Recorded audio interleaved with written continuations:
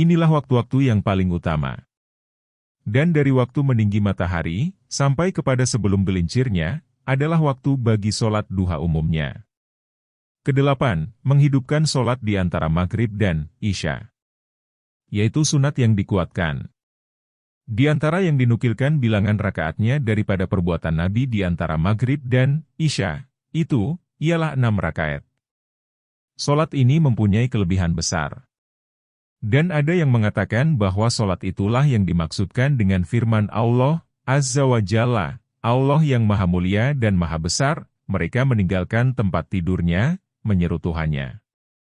S32 As-Sajdah ayat 16. Diriwayatkan daripada Nabi bahwa beliau bersabda, siapa yang bersyalat di antara maghrib dan isya, maka sesungguhnya sholat itu sebahagian dari sholat orang-orang yang bertobat. Bersabda Nabi, siapa yang beritikaf antara maghrib dan isya, dalam masjid tempat berjamaah, di mana ia tidak berkata-kata, selain daripada bersyalat atau membaca Al-Quran, niscaya ia berhak pada Allah Ta'ala, untuk dibangun baginya 2 istana di dalam sorga. Masing-masing istana itu sejauh perjalanan 100 tahun dan ditanamkan baginya di antara kedua istana tadi tanam-tanaman. Kalau dikelilingi oleh penduduk bumi, maka termuatlah mereka semuanya. Dan akan datang penjelasan segala kelebihannya yang lain dalam kitab wirid nanti, insya Allah Ta'ala. Bahagian kedua. Yang berulang-ulang dengan berulang-ulangnya minggu. Yaitu sholat dalam segala siang dan malamnya dari seminggu, bagi tiap-tiap hari dan tiap-tiap malam. Maka kami mulai dari segala hari itu, dengan hari Ahad.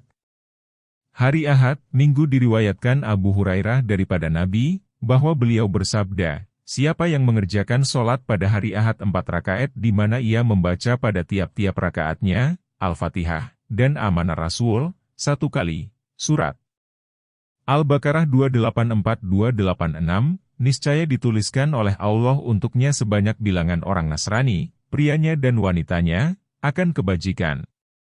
Dan diberikan oleh Allah Ta'ala kepadanya pahala Nabi dan dituliskan baginya haji dan umrah. Dituliskan baginya tiap-tiap rakaat 1000 sholat. Dan diberikan Allah kepadanya di dalam sorga, tiap-tiap huruf, 1 kata dari kasturi yang harum semerbak baunya. Diriwayatkan daripada Ali bin Abi Thalib bahwa Nabi bersabda, berkeesaanlah kepada Allah Ta'ala dengan memperbanyakkan sholat pada hari Ahad. Sesungguhnya Allah Subhanahu wa Ta'ala itu esa, tiada sekutu bagi Allah. Siapa yang mengerjakan sholat pada hari Ahad, sesudah sholat duhur, 4 rakaat setelah fardu dan sunat, di mana ia membaca pada rakaat pertama, surat Al-Fatihah dan surat As-Sajadah dan pada rakaat kedua, surat Al-Fatihah dan surat Al-Mulk, kemudian ia bertasahud dan memberi salam. Kemudian ia bangun, lalu bersyalat 2 rakaat lagi, di mana ia membaca pada keduanya, surat Al-Fatihah dan surat Al-Jumu'ah serta bermohon pada Allah Ta'ala akan hajatnya, niscaya ia berhak atas Allah untuk disampaikan hajatnya. Hari Senin, diriwayatkan oleh Jabir daripada Rasulullah bahwa beliau bersabda, siapa yang mengerjakan sholat pada hari Senin ketika meninggi hari, 2 rakaat, di mana ia membaca pada tiap-tiap rakaat, surat Al-Fatihah sekali, ayat Al-Kursi sekali, Kul huwallahu ahad, Kul a'udzu birabbil falaq dan Kul a'udzu birabbin nas sekali. Apabila ia sudah memberi salam, lalu beristighfar, meminta ampunan dosa pada Allah Ta'ala, 10 kali dan berselawat kepada Nabi 10 kali, niscaya diampunkan Allah Ta'ala dosanya semuanya.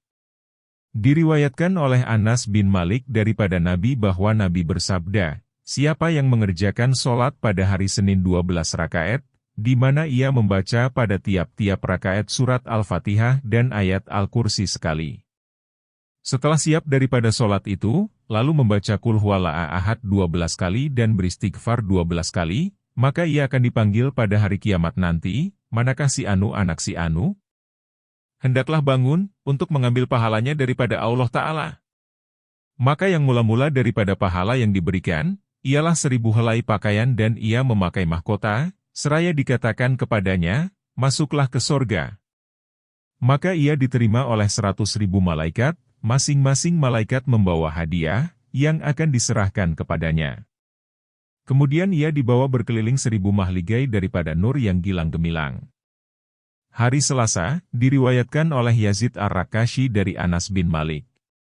Berkata Anas, bahwa Nabi bersabda, siapa yang mengerjakan sholat pada hari Selasa, 10 rakaat ketika menengah hari, dan pada hadits lain, ketika meninggi hari, di mana ia membaca pada tiap-tiap rakaat surat Al-Fatihah dan ayat Al-Kursi sekali dan Qul Huwallahu Ahad 3 kali, maka tidak dituliskan kesalahannya sampai 70 hari lamanya. Kalau ia meninggal dunia sampai hari ke-70 itu, niscaya ia mati syahid dan diampunkan baginya dosa 70 tahun.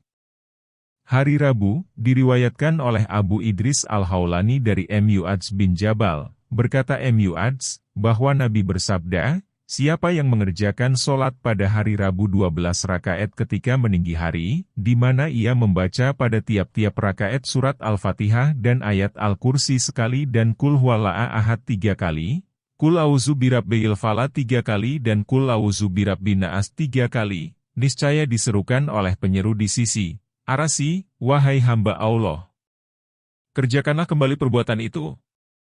Sesungguhnya telah diampunkan bagi engkau yang telah terdahulu daripada dosa engkau. Diangkatkan oleh Allah daripada engkau, azab kubur, kesempitan dan kegelapannya, diangkatkan oleh Allah daripada engkau kesengsaraan hari kiamat. Dan diangkatkan oleh Allah untuknya dari harinya itu amal perbuatan Nabi. Hari Kamis, dari Akramah, dari Ibnu Abbas, berkata Ibnu Abbas, bahwa Nabi bersabda, siapa mengerjakan sholat pada hari Kamis, antara duhur dan asar 2 rakaat, di mana ia membaca pada rakaat pertama surat Al-Fatihah dan ayat Al-Kursi 100 kali dan pada rakaat kedua surat Al-Fatihah dan Qul Huwallahu Ahad 100 kali dan berselawat kepada Muhammad 100 kali, niscaya ia diberikan oleh Allah pahala orang yang berpuasa bulan Rajab, Syaban dan Ramadhan dan baginya pahala seperti pahala orang yang mengerjakan haji ke Baitullah dan dituliskan baginya kebaikan, sebanyak bilangan semua orang yang beriman kepada Allah dan bertawakal kepada Allah.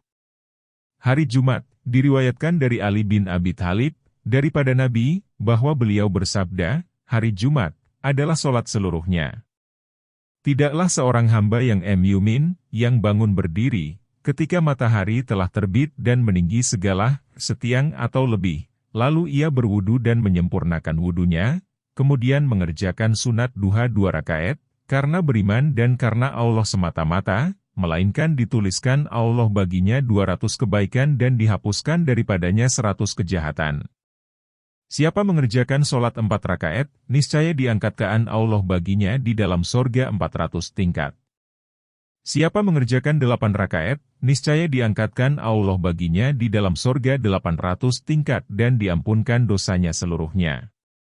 Dan siapa mengerjakan sholat 12 rakaat, niscaya dituliskan Allah baginya 2200 kebaikan dan dihapuskan daripadanya 2200 kejahatan dan diangkatkan Allah baginya di dalam sorga 2200 tingkat.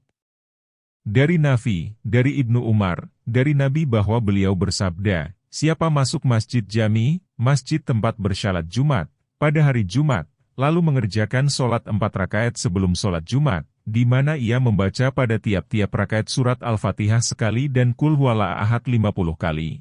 Niscaya ia tidak mati sehingga ia melihat tempatnya dari sorga atau diperlihatkan kepadanya.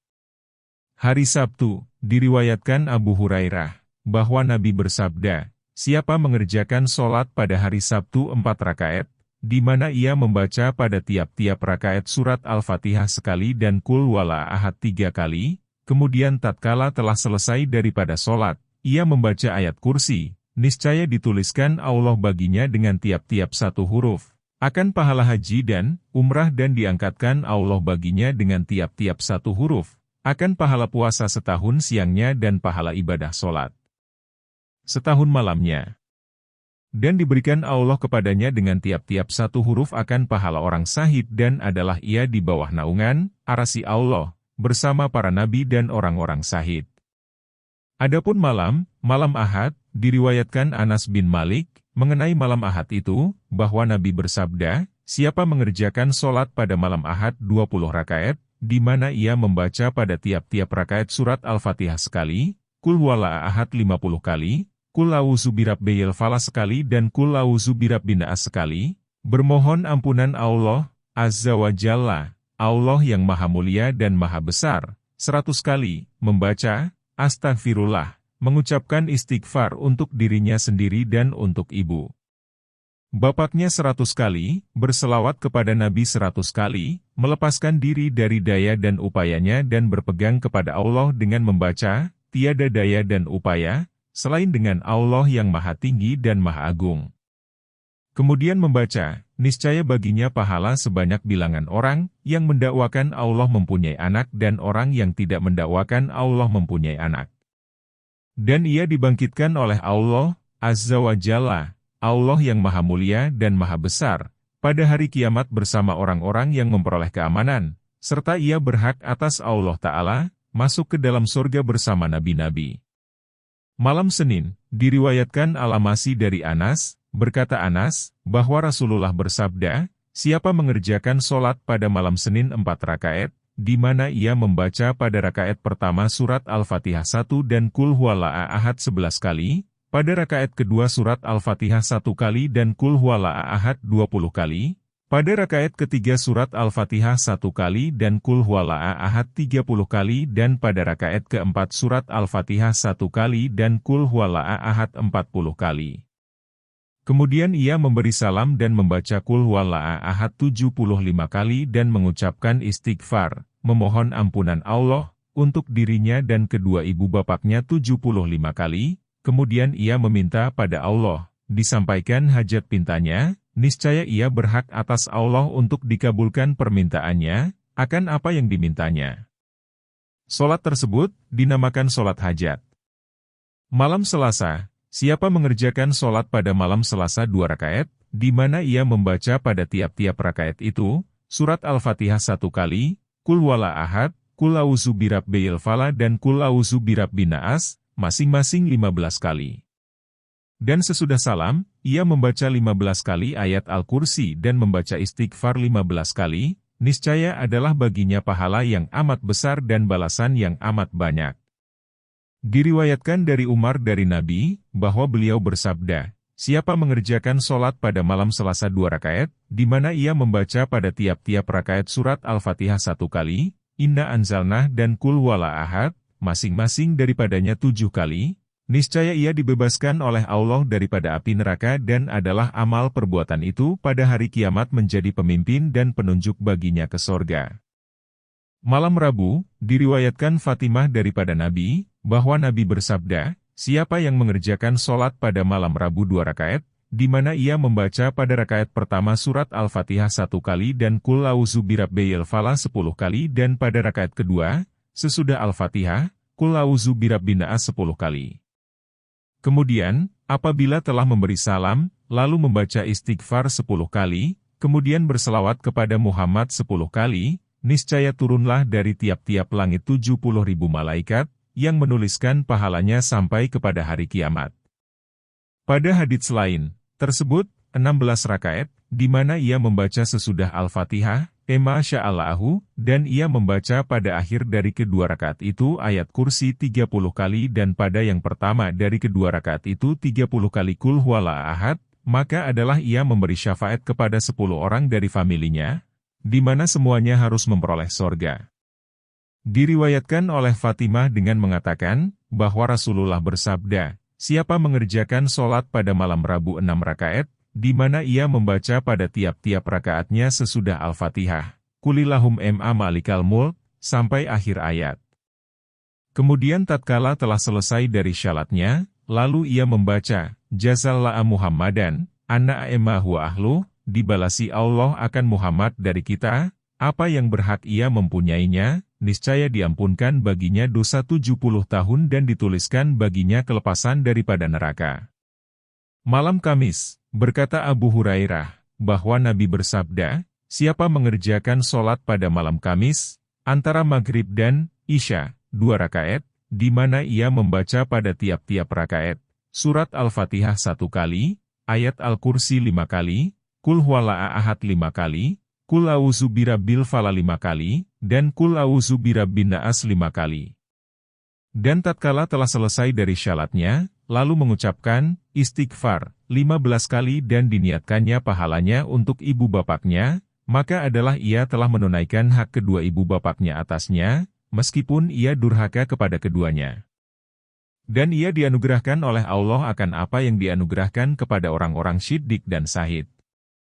Malam Jumat, berkata Jabir, bahwa Nabi bersabda, siapa mengerjakan sholat pada malam Jumat, antara maghrib dan isya, 12 rakaat, di mana ia membaca pada tiap-tiap rakaatnya, surat Al-Fatihah 1 kali dan Qul Huwallahu Ahad 11 kali, maka seakan-akan ia telah beribadah kepada Allah Ta'ala selama 12 tahun dengan puasa siangnya dan bangun mengerjakan sholat malamnya.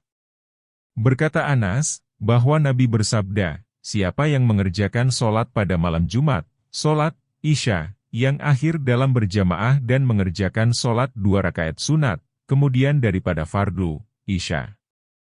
Kemudian ia bersyalat sesudah 2 rakaat sunat tadi 10 rakaat, di mana ia membaca pada tiap-tiap rakaatnya, surat Al-Fatihah, Qul Huwallahu Ahad, Qul A'udzu Birabbil Falaq dan Qul A'udzu Birabbin Nas sekali-sekali.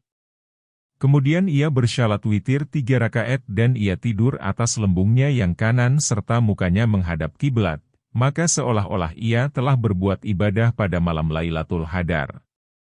Bersabda Nabi, perbanyakkanlah selawat kepadaku pada malam yang cemerlang dan siang yang gemilang, yaitu malam Jumat dan hari Jumat. Malam Sabtu, berkata Anas bahwa Rasulullah bersabda, siapa mengerjakan sholat pada malam Sabtu, antara maghrib dan isya, 12 rakaat, niscaya didirikan baginya suatu mahligai dalam sorga dan seolah-olah ia telah bersedekah kepada orang Mu'min, pria dan wanitanya dan ia terlepas daripada Yahudi dan adalah hak atas Allah Ta'ala mengampuni dosanya. Bahagian ketiga. Tentang sholat yang berulang-ulang dengan berulang-ulang tahun. Yaitu 4. 1. Sholat 2 hari raya puasa dan hari raya haji. 2. Sholat tarawih. 3. Sholat Rajab, dan 4. Sholat Syaban. 1. Sholat 2 hari raya. Yaitu, sunat muakkadah yang dikuatkan dan salah satu daripada syiar agama. Seyogialah diperhatikan pada sholat hari raya 7 perkara. Perkara pertama, takbir 3 kali dengan teratur. Yaitu membaca, Allah Maha Besar, Allah Maha Besar, Allah Maha Besar. Segala puji-pujian sebanyak-banyaknya bagi Allah, Maha Suci Allah pagi dan petang tiada Tuhan yang sebenarnya, selain Allah yang Maha Esa, tiada sekutu bagi Allah semuanya ikhlas mengerjakan suruhan agama karena Allah walaupun orang-orang kafir itu tidak suka. Dimulai takbir pada malam hari raya puasa, Idul Fitri, sampai kepada waktu mengerjakan sholat baginya. Dan pada hari raya haji, Idul Kurban, dimulai takbir sesudah sholat subuh hari, Arafah, tanggal 9 Zulhijjah, sampai kepada penghabisan siang hari ke-13 Zulhijjah.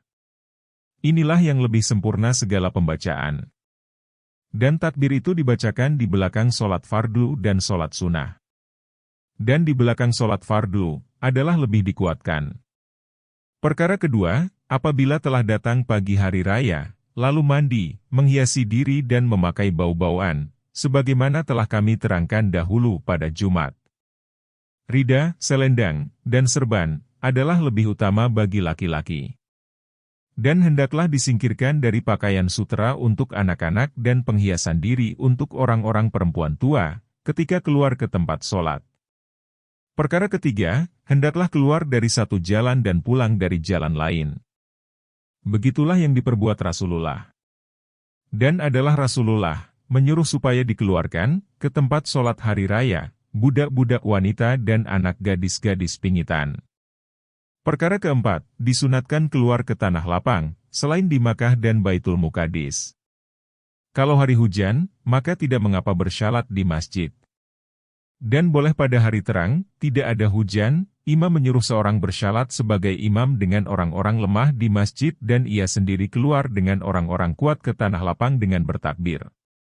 Perkara kelima, dijaga waktu. Waktu sholat hari raya itu, ialah antara terbit matahari sampai kepada gelincir matahari. Dan waktu penyembelihan kurban, ialah antara meninggi matahari sekedar 2 khutbah dan 2 rakaat solat, sampai kepada akhir hari 13. Disunatkan menyegerakan solat hari raya kurban, untuk penyembelihan yang dilakukan sesudah solat. Dan melambatkan hari raya puasa, karena pembahagian zakat fitrah sebelumnya. Begitulah sunnah Rasulullah. Perkara ke-6, tentang cara solat. Maka hendaklah orang banyak keluar ke tempat solat dengan bertakbir di jalan. Apabila imam telah sampai ke tempat solat, maka ia tidak duduk dan tidak mengerjakan solat sunat dan menyuruh orang banyak menghabiskan solat sunatnya. Kemudian, berserulah seorang penyeru, "As-shalatu jami'ah," solat itu berjamaah. Dan imam mengerjakan solat dengan orang banyak itu, 2 rakaat, di mana ia bertakbir pada rakaat pertama, selain dari takbiratul ihram dan takbir ruku, sebanyak 7 kali. Dan membaca di antara tiap-tiap 2 takbir itu, Subhanallahi walhamdulillahi wala ilaha illallah wallahu akbar, dan membaca, Wajjahtu wajhiya lillazi fathara samawati wal ardi, sesudah takbiratul ihram dan mengemudiankan membaca, A'udzubillahi minasyaitonir rajim, sampai kepada sesudah takbir ke-8, yaitu 7 takbir tadi, ditambah dengan takbiratul ihram pada permulaan solat. Dan dibaca surat Qaf, pada rakaat pertama sesudah Al-Fatihah dan Iqtarabat, surah ke-54 Al-Qamar, pada rakaat kedua. Dan tambahan takbir pada rakaat kedua, ialah 5, selain dari takbir untuk berdiri dan untuk ruku. Dan dibacakan di antara tiap-tiap 2 takbir, apa yang telah kami sebutkan di atas tadi. Kemudian, dibaca 2 khutbah. Di antara kedua khutbah itu, duduk sebentar. Orang yang ketinggalan solat hari raya, maka sunat dikodokan.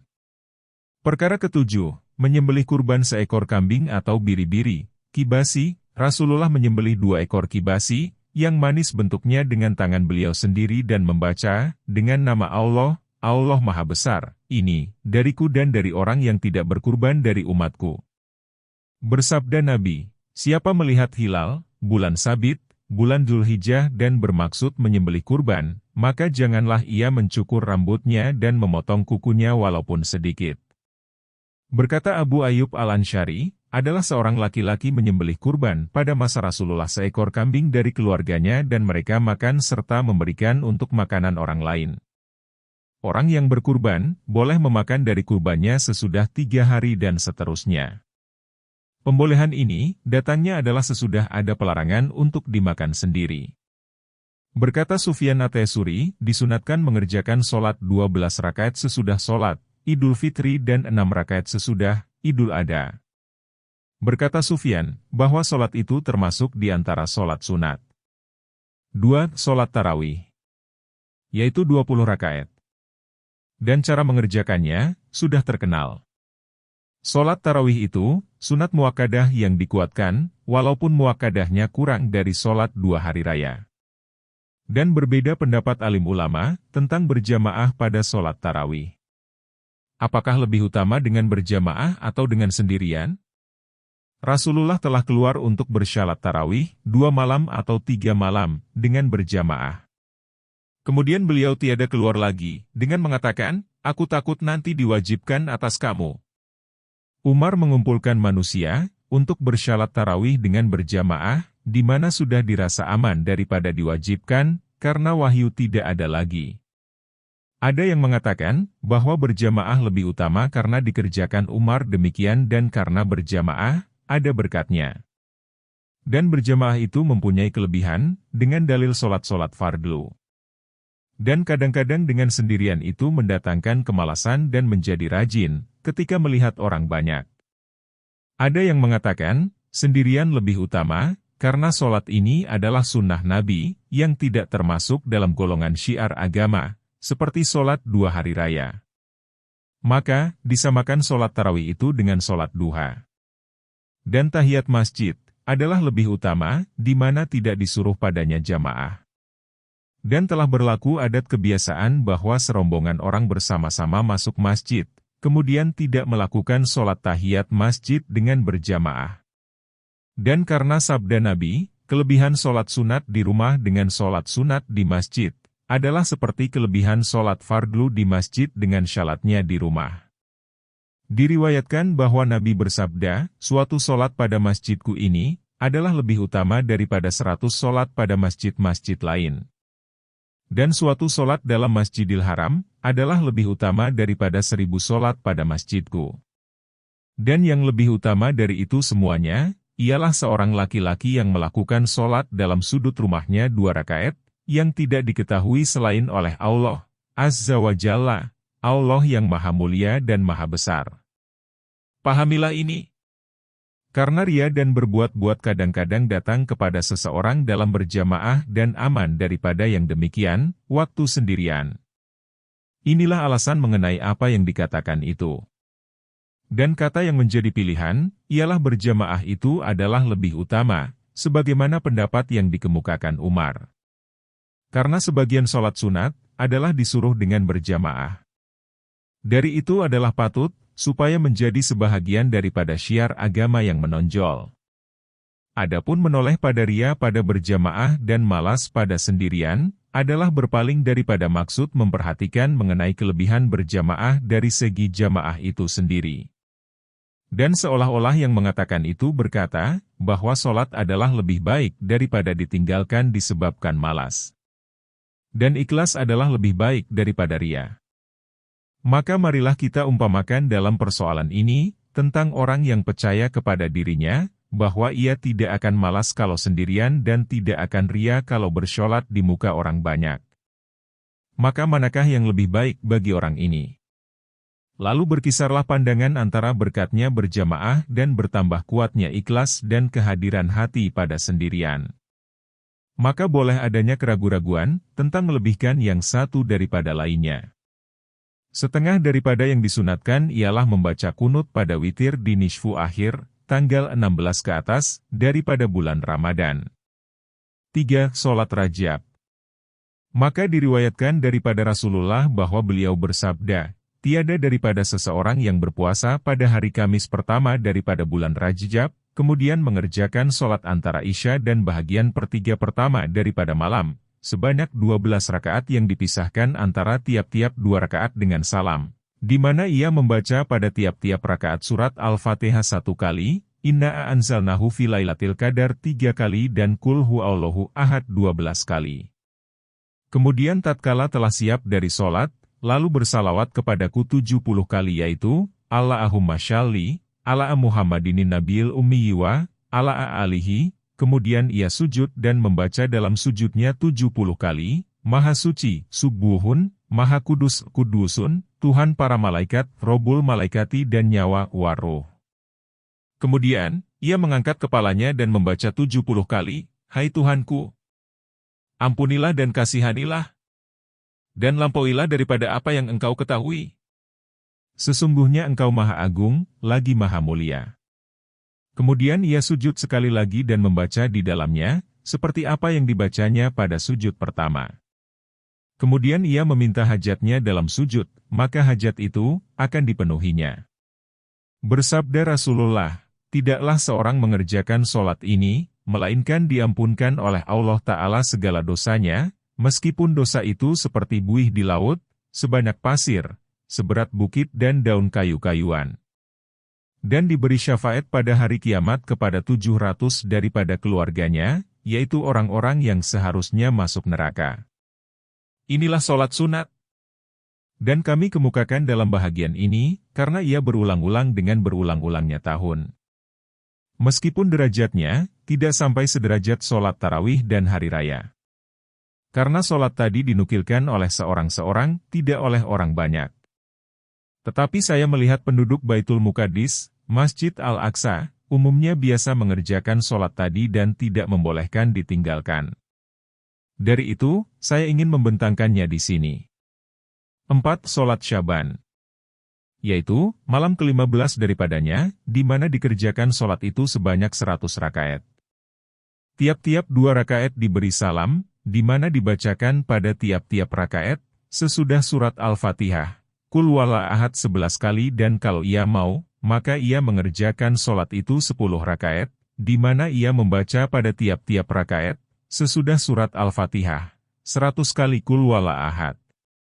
Ini juga diriwayatkan dalam kumpulan solat-solat, di mana orang-orang dahulu mengerjakan solat ini. Dan menamakannya, solat kebajikan, dan mereka berkumpul pada solat itu.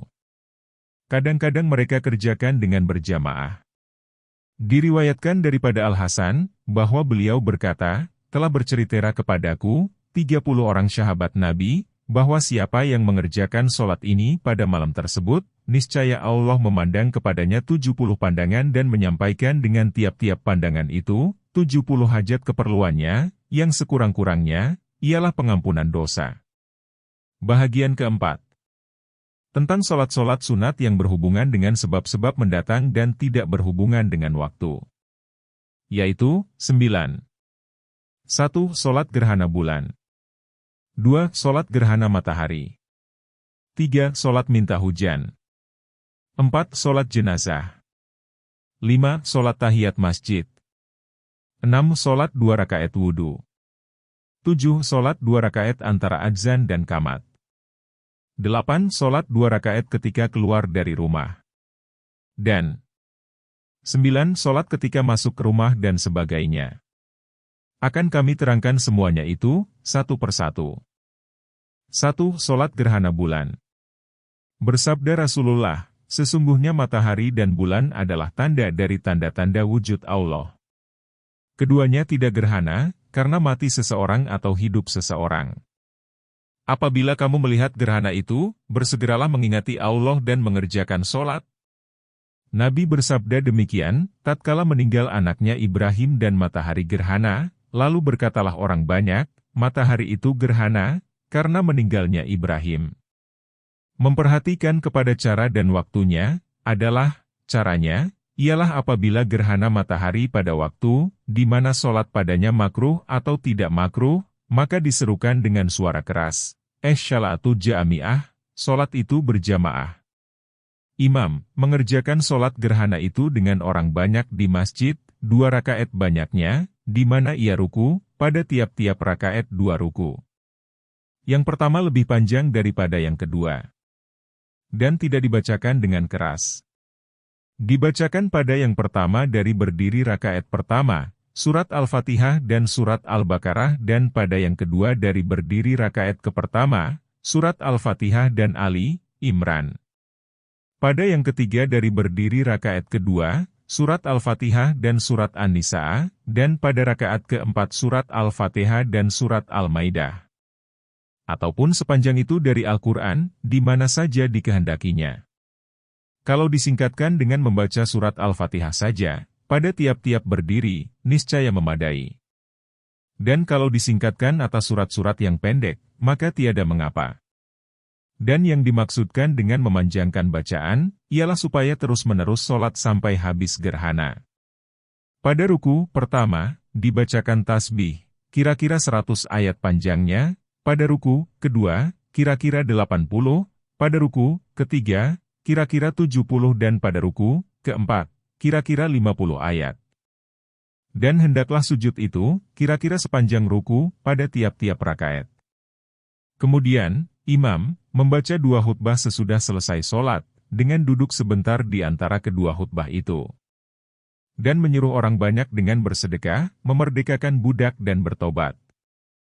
Dan seperti itu juga, dikerjakan pada gerhana bulan.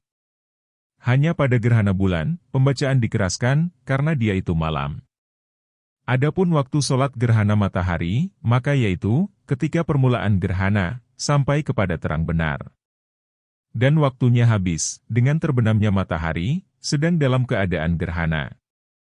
Dan habis waktu solat gerhana bulan, dengan terbit bundaran matahari, karena telah lenyap kekuasaan malam. Dan tidak luput solat gerhana bulan, dengan terbenamnya bulan dalam keadaan masih gerhana. Karena malam seluruhnya, adalah di bawah kekuasaan bulan. Kalau gerhana itu habis sedang solat, maka solat itu diteruskan dengan diringkaskan. Kalau makmum memperoleh ruku, kedua serta imam, maka luputlah baginya rakaat pertama, karena yang pokok ialah ruku pertama. 2. Solat minta hujan, solat istisqa. Apabila telah kering segala sungai dan telah putus hujan atau telah runtuh saluran air, maka disunatkan bagi imam, menyuruh orang banyak, pertama, puasa 3 hari dan sekedar yang disanggupi dari sedekah. Dan keluar dari segala perbuatan dalim dan bertobat dari segala perbuatan maksiat. Kemudian keluar bersama orang banyak, pada hari keempat, bersama dengan wanita-wanita tua dan anak-anak dalam keadaan bersih, memakai pakaian tua dan tenang, menundukkan diri kepada Tuhan. Kebalikan dari keadaan hari raya. Ada yang mengatakan, sunat dikeluarkan binatang-binatang ternak, karena binatang-binatang itu pun mempunyai kepentingan yang sama dengan manusia dan karena sabda Nabi, kalau tidaklah anak-anak kecil yang menyusu, orang-orang tua yang ruku, kepada Tuhan dan binatang-binatang ternak yang memerlukan kepada yang dimakan dan yang diminumnya maka sesungguhnya dituangkan azab sengsara kepada kamu sekalian. Kalau turut juga keluar orang-orang jimmi, orang tidak Islam yang berlindung di bawah kekuasaan Islam, dengan keadaan yang membedakan, jangan dilarang. Apabila orang banyak telah berkumpul pada tempat sholat yang luas, dari tanah lapang, lalu diserukan dengan suara yang nyaring, "Sholatu jami'ah," sholat itu berjamaah. Maka imam bersyalat dengan orang banyak itu 2 rakaat, seperti sholat hari raya, tanpa takbir. Kemudian, imam membaca 2 khutbah dan di antara kedua khutbah itu, duduk sebentar. Dan hendaklah istighfar, memohonkan ampunan Allah, menjadi isi yang terbanyak dari kedua khutbah itu. Dan seyogialah pada pertengahan khutbah kedua, imam membelakangi orang banyak dan menghadap kiblat, membalikan selendangnya ketika itu, sebagai mengambil berkah, tafa'awel, akan berubah keadaan yang sedang dialami. Begitulah diperbuat Rasulullah. Maka dijadikan yang di atas ke bawah, yang di kanan ke kiri dan yang di kiri ke kanan. Dan orang banyak pun berbuat begitu pula. Pada saat ini, semuanya berdoa dengan suara yang dapat didengar sendiri. Kemudian, imam menghadap orang banyak kembali, lalu menyudahi khutbahnya. Dan dibiarkan selendangnya itu dalam keadaan yang berbalik itu, sampai dibuka, kapan kain yang dipakai itu mau dibuka. Dibacakan dalam doa itu, "Ya Allah, ya Tuhanku. Sesungguhnya Engkau telah menyuruhkan kami, dengan berdoa kepada Engkau dan menjanjikan kepada kami akan dikabulkan Engkau.